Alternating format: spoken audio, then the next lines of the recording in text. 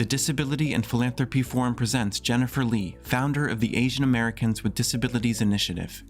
I'm so happy to be talking about these two movements side by side because it's a conversation that I don't think enough advocates are having right now in today's day and age.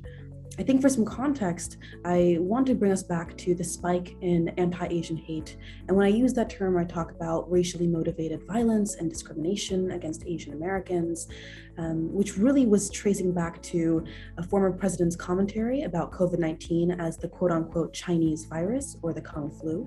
But it would be a mistake to also think that anti-Asian hate and violence started only in 2020, when in reality, racially motivated violence has been a reality for multiple decades and centuries since immigration and since we talked about what it means to assimilate into the American project.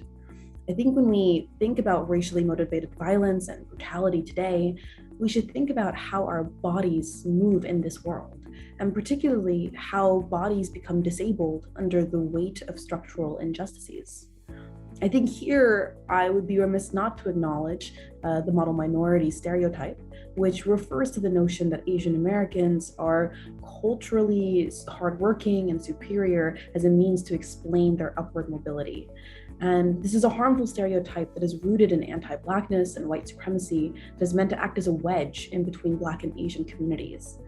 The limited academic research available shows that disabled Asian Americans in particular are the least likely to disclose a disability in the workplace or the classroom, and a lot of the cultural stigmas within both of these communities compound, meaning that they're the least likely to seek help and to ask for assistance or to even apply for accommodations, even when they are entitled to it.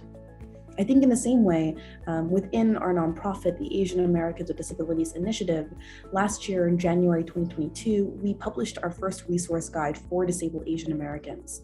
But the majority of the comments and the remarks we received were completely anonymized.